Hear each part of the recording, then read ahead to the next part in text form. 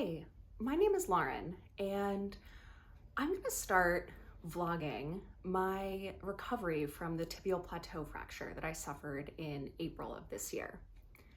I have never vlogged anything before in my life, so this feels like a little bit of a strange move. But I want to do this because after suffering this injury, I feel like I was in my own little world where I was focused on my recovery, I was working hard in PT, and honestly, I felt pretty good overall.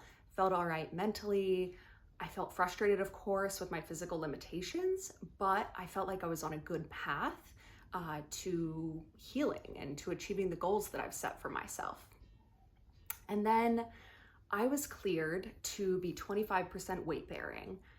And I didn't really know exactly what that meant. You know, my physical therapist gave me some ideas, but when I was home and sort of playing around with weight bearing myself, I was like, am I doing this right? Could I be doing harm? What are some examples of things I could be doing? And so I went to YouTube, and I went in with really good intentions and ended up coming out the other end really demoralized.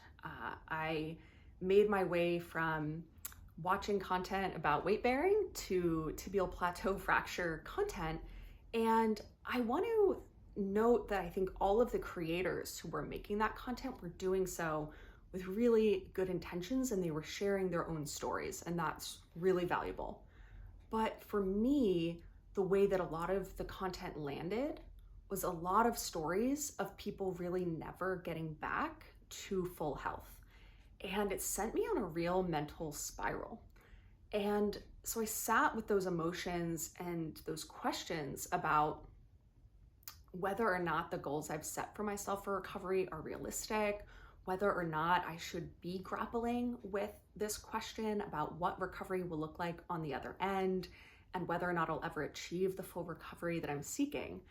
And in sitting with those feelings, what I really wanted was just like one person who had done it, who had had this injury, who had worked really hard in PT, and who had achieved their recovery goals.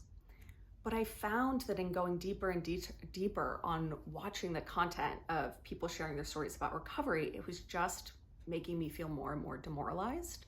And it made me worried about joining any of the Facebook groups or other recovery spaces, because as I did, I felt like the volume of scary content to optimistic content was just not what I was looking for. And so facing the lack of that sort of content and being surprised that there wasn't more content out there that was sort of geared towards an audience like myself, I decided I should just make it. And if this ends up only being valuable to an audience of one, me, that is totally fine. If no one watches this content and all it is my own personal log of how this recovery has gone, great success, because you know what? This is going to be a year, possibly years of my life that I'm going to be working hard towards this goal that not a lot of my friends or family have shared experience around. And so it's going to be a really, I think, valuable process just to being able to see how far I've come myself.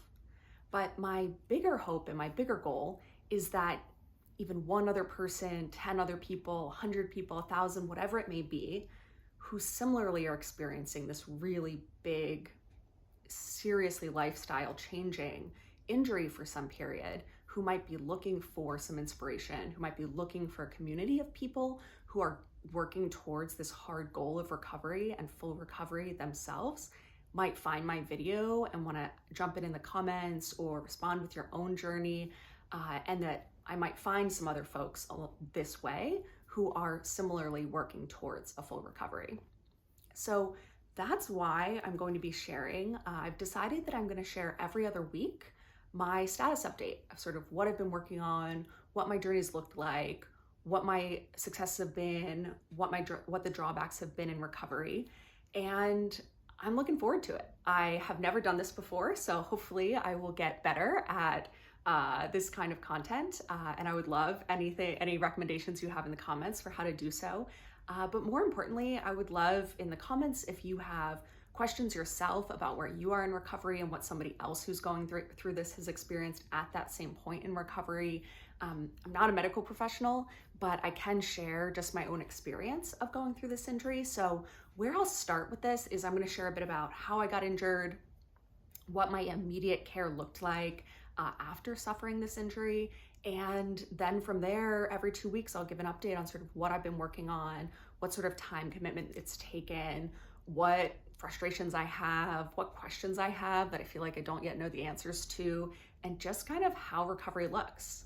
In the next video, my first sort of substantive video beyond launching, I'm going to share more about what my goals are, because I think that if I have these audacious goals of getting back to a level of health and fitness that looks similar to what I had before in life, if I share that out into the world, I think it will help me to make sure that I hold myself accountable to those goals and don't let myself sort of backslide or compromise with myself on what it looks like to achieve them. And I think it'll be helpful to do that live so that I can look back on it over time. Hope you'll come along on this journey with me. And if you're somebody else who has suffered a tibial plateau fracture or some other similar significant injury, leg injury, foot, ankle, knee, whatever it may be, please do drop a comment sharing about your own goals and what you're excited to achieve in your own recovery. All right, thanks for listening and hope you'll follow along.